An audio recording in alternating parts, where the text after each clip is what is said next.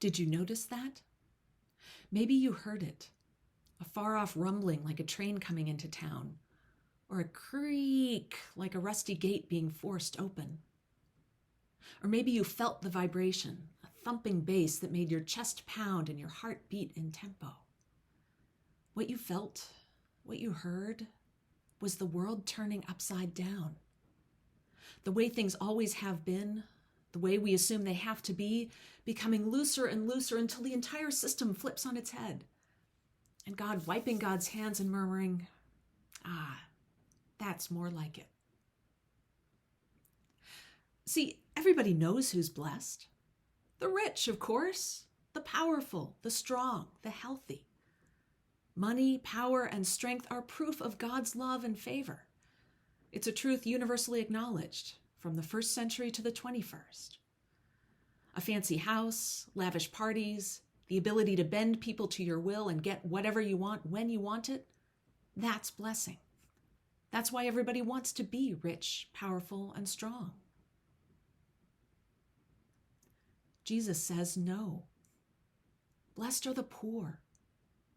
Blessed are those who mourn, those who grieve for a lost loved one, and those who ache with the pain of the world. Blessed are the meek, the powerless ones who don't dare to claim anything for themselves. Blessed are those who hunger and thirst for righteousness, whose very bodies cry out for justice. Blessed are the merciful, those possessing a key quality of God. Blessed are those with pure, undivided hearts who give their loyalty completely. Blessed are the peacemakers who bring God's peace and healing and wholeness to the most broken situations. Blessed are those who are persecuted for righteousness' sake, who suffer because of their work for justice. The rich and powerful and strong aren't anywhere on this list. God's blessing has nothing to do with the world's definition of success. And God's blessing isn't reserved for the few at the top of the social and economic pyramid. God blesses everyone. The Beatitudes are the first of Jesus' teachings to be recorded in the Gospel of Matthew. We're right at the beginning of Jesus' public ministry. He has been teaching and preaching. He's popular enough that crowds are already following him. But Matthew hasn't said yet what Jesus is teaching. So Matthew shows Jesus going up a mountain, sitting down and gathering his disciples and the crowds around him. And Matthew says, this is what Jesus used to teach them. In other words, this is what he always taught. Jesus tells these crowds of poor, mourning, meek people that they are blessed. They've got to be surprised to hear this. And we see why crowds are following Jesus. Because he's giving them hope. He holds out a different vision of the world. Not the way it is, but the way it could be if it ran on God's rules. The way it will be in the future.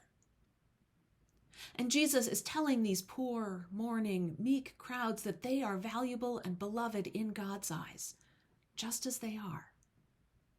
The world puts them last. Well, God puts them first. It's the world turned upside down. This is a message Jesus will reiterate in the very last of his teachings, right before the Last Supper. That's the story of the Great Judgment, where the king separates the sheep from the goats and rewards the sheep for feeding him when he was hungry, clothing him when he was naked, visiting him when he was in prison, and so on. The sheep ask, "When did we do that?" And the king says, "Just as you did it to the least of these who are members of my family, you did it to me." We will hear that passage on November 22nd. Come back in 3 weeks for more. These two bookends, the Beatitudes and the Great Judgment, are the ethical core of Matthew's Gospel.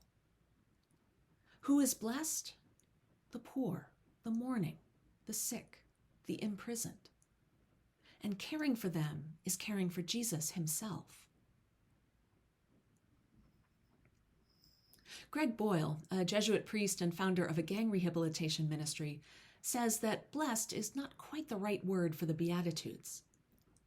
A more precise translation of the Greek would say, you're in the right place if you're single-hearted or work for peace. He says, the Beatitudes is not a spirituality after all. It's a geography. It tells us where to stand. The Beatitudes are where Jesus stands, with the poor, the merciful, those who hunger and thirst for righteousness, those who are persecuted.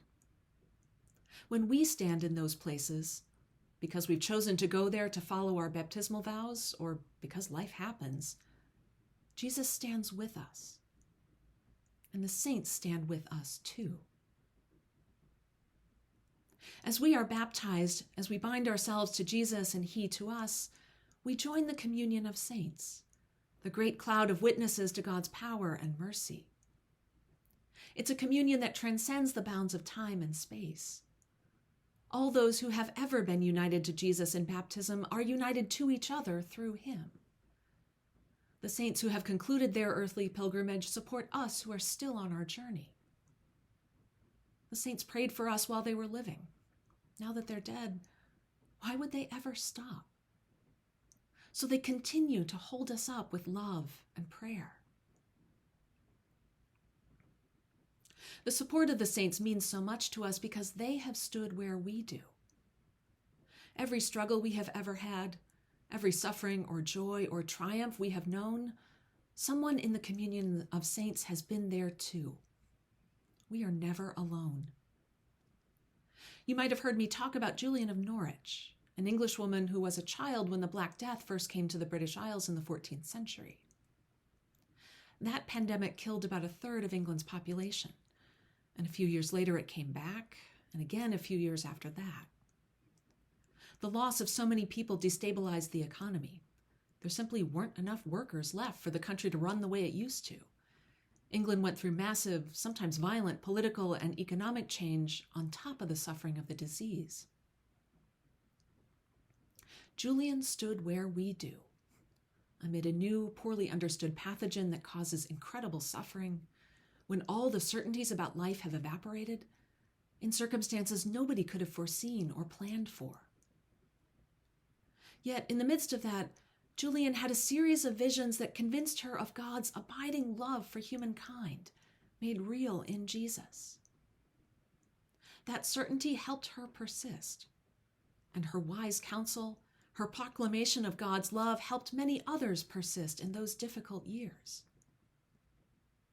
Jesus stood with Julian, and Julian stands with us. You may have heard of Julian, you may not have heard of Florence Lee Tim Oy, a deacon in the Anglican Church of Hong Kong during the Second World War. With all the men priests in the army or prisoners of the Japanese, Anglicans had gone without Eucharist for years, and after much prayer, Florence's bishop ordained her the first woman priest in the Anglican Communion in January 1944. When the war ended and word of Florence's priesthood got out, the wider church was outraged. Florence agreed not to function as a priest, but she did not renounce her ordination. She was serving a parish in mainland China when the Communist Revolution came.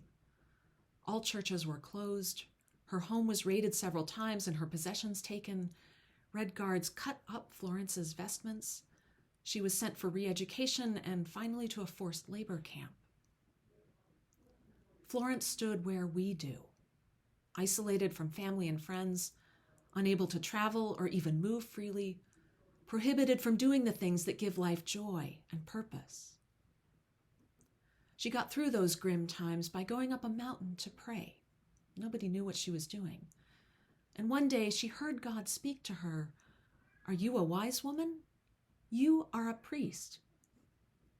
That knowledge that she belonged to God gave her the strength to endure for 30 years until she was able to emigrate to Canada. Jesus stood with Florence, and Florence stands with us. The Black Death did not go away in Julian's time. Florence died in 1992. The Chinese Communist Party outlived her. It might have seemed that the world stayed stubbornly put. Nothing really changed. But whether the empires of the world crumble or not, the world is turning upside down. A new reality is here because God's love and mercy and blessing belong to us. Blessed are the exhausted, for they will receive rest. Blessed are those who pour themselves out for others, for they will be refilled. Blessed are those who are anxious for the state of the world, for they will see the glory of God. Blessed are those who just can't even anymore, for they will be given their daily bread.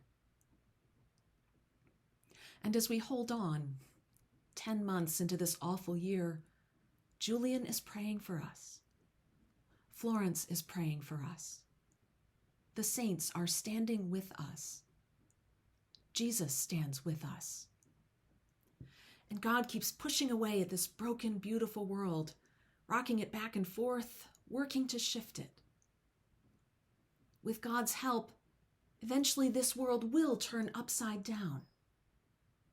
Or maybe it's right side up.